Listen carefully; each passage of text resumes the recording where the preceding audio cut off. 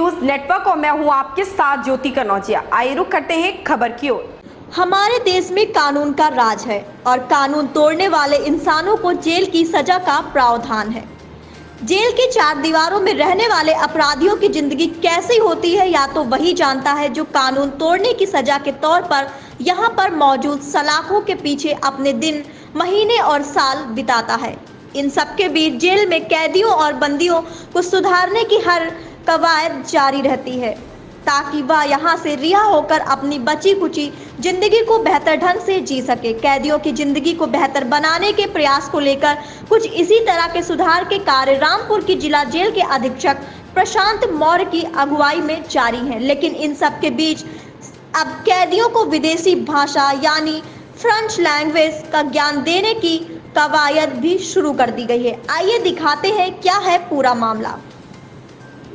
उत्तर प्रदेश के जनपद रामपुर की जिला जेल इन दिनों अपनी बेहतर कार्यशैली एवं जिला अधीक्षक प्रशांत मौर्य की दूरगामी सोच के चलते सुर्खियां बटोरने में काफी अहम भूमिका अदा कर रही है। पिछले दिनों यहां पर एलईडी बल्ब, इन्वर्टर, स्टेबलाइजर, जारी, जारदोजी, हैंडबैग के साथ साथ जैविक खाद बनाने का हुनर कैदियों को सिखाया गया, जो आज भी जारी है।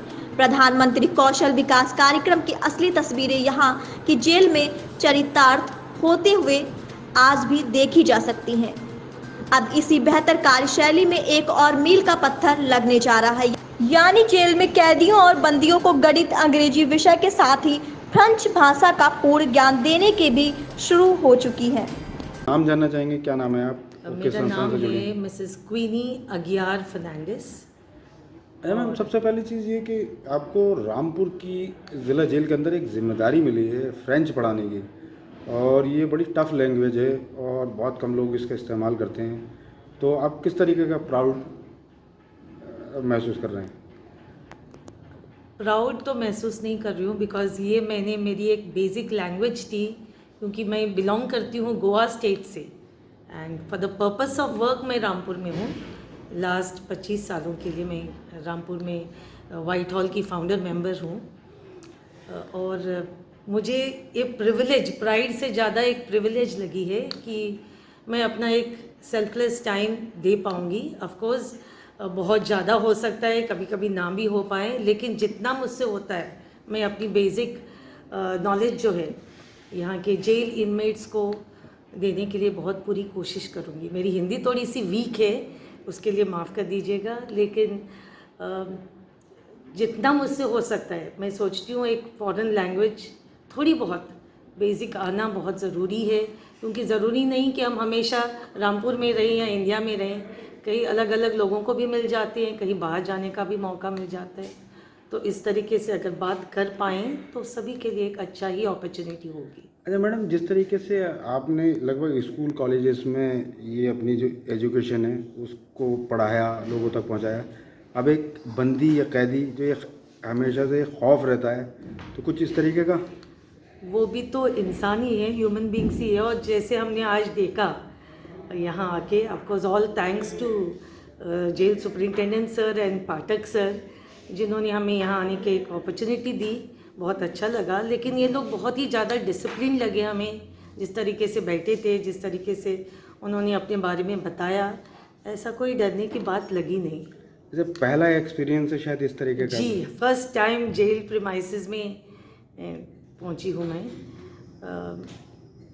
फर्स्ट टाइम मतलब इसके पहले आके सर से मिलके गए थे, लेकिन ये फर्स्ट टाइम जेल इनमेट्स को, कैदियों को फर्स्ट टाइम मिले हैं। लेकिन हाँ, जिस तरीके से सर ने एक कदम उठाया है, तो उस अपॉर्चुनिटी को जो लोग देना चाहते हैं इन लोगों को आगे जाके अपना फ्यूचर सक्सेसफुल करने के लिए, ये बहुत ही अच्छी सोच है, अच्छा थॉट है, और हम सर के साथ हैं। थोड़ा सा मैम इनके बारे में बता दें कि जेल के अंदर एक स्पेशल चीज़ हुई है जो फ्रेंच लैंग्वेज जो बंदियों को सिखाई जा रही है, तो उसके बारे में जानना चाहेंगे। कितनी तैयारी की गई थी आपकी तरफ से और किस तरीके से इसको अंजाम तक पहुंचाया जा रहा है? जिला कारागार रामपुर में हम लोग बंदियों के कौशल विकास के लिए कई सारे कार्यक्रमों का संचालन कर रहे थे, और जिसके तहत पहले इन्वर्टर और एलईडी बल्ब आदि का प्रशिक्षण दिया गया था। और वो वर्तमान में भी अभी चल रहा है। और इसी कौशल विकास कार्यक्रम की श्रृंखला को आगे बढ़ाते हुए जो बंदी ऐसे जो प्रबुद्ध हैं, जो जिनका बैकग्राउंड पढ़ा लिखा है, उनके लिए भी कुछ हम ट्रेनिंग प्रोग्राम ऑर्गेनाइज करवा पाएँ, इसी सोच के तहत हम लोग विगत कुछ महीनों से प्रयास कर रहे थे कि ऐसे बंदियों के लिए एकेडमिक तौर पर कुछ ऐसे कार्यक्रमों का संचालन किया जाए जो उनके कारागार से छूटने के बाद किसी तरह के रोजगार में सहायक हो। तो इसी सोच के तहत जो रामपुर के जो सम्मानित लोग हैं यहाँ पर, उनसे सहयोग के माध्यम से कारागार में बंदियों के लिए विदेशी भाषा जो फ्रेंच भाषा है उसको सिखाने के लिए एक कार्यक्रम आज स्टार्ट किया गया है। और इसमें उस तरह के बंदियों का पार्टिसिपेशन होगा जो बंदी पहले से कुछ ना कुछ पढ़े लिखे हैं, 10वीं 12वीं तक पास हैं। इस तरह के बंदियों ने इसमें रुचि दिखाई है। इस प्रोग्राम को यहाँ पे संचालित करने का उद्देश्य यह है कि बंदियों के अंदर एक अलग तरह की स्किल पैदा होगी। तो जब वो कारागार से छूटेंगे तो फ्रेंच भाषा के ज्ञान होने के साथ में वो किसी कंपनी में दुभाषीय के तौर पे ट्रांसलेटर या स्वतंत्र तौर पे इसकी कोचिंग भी संचालित कर सकते हैं। साथ ही अन्य टूरिस्ट गाइड के तौर पर भी ये कार्य कर सकते हैं। और भी अन्य क्षेत्र कई हैं जो खुल गए हैं ग्लोबल दुनिया की वजह से, तो वहाँ पर भी अपनी स्किल का उपयोग करके रोजगार पा सकते। लगभग कितने बंदी होंगे इसमें? अभी प्राथमिक तौर पे हम लोगों ने 40 बंदियों का एक बैच बनाया है। अलग अलग मानकों के आधार पर उनको सॉर्ट आउट किया गया था। और इसके बाद आगे इस कार्यक्रम को बढ़ाते हुए फ्रेंच लैंग्वेज के अलावा भी यहाँ पर इंग्लिश लैंग्वेज की ट्रेनिंग का भी प्रोग्राम होगा।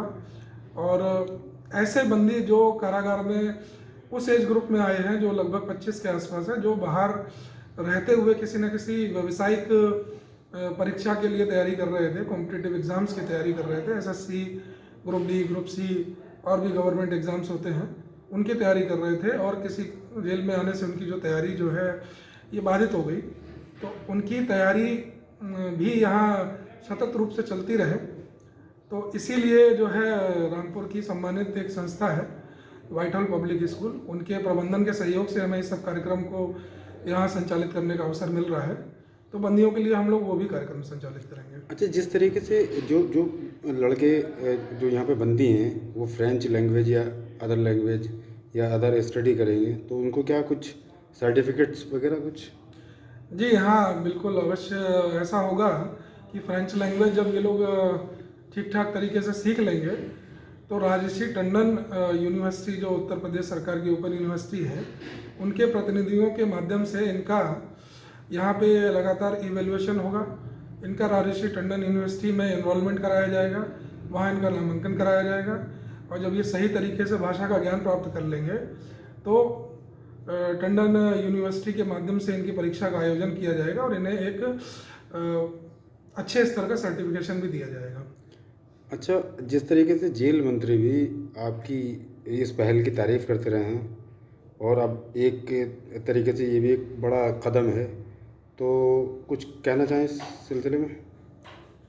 जी, निश्चित रूप से सरकार का जो इस समय विज़न है और हमारे माननीय जेल मंत्री जी और कारागार मुख्यालय में डीजी साहब की अपेक्षा रहती है कि कारागार में जो रेगुलर व्यवस्थाएं चल रही हैं उसके अतिरिक्त बंदियों के कल्याण के लिए सरकार के विज़न के तौर पे कुछ नए कार्यक्रमों का संचालन किया जाए, ताकि यहाँ जो लोग निरुद्ध हैं उनके समय का वो लोग सदुपयोग भी कर सकें और यहाँ से कुछ ना कुछ स्किल लेकर जाएं, तो ताकि यहाँ से जेल से छूटने के बाद जब वो वापस समाज में जाएं तो समाज की मुख्य धारा में उनको शामिल होने के लिए ज़्यादा बेहतर अवसर उपलब्ध हो।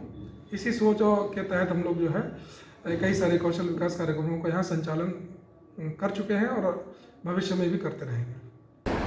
ऐसी खबर से जुड़े रहने के लिए आप देखते रहिए रेड हैंडेड न्यूज़ नेटवर्क।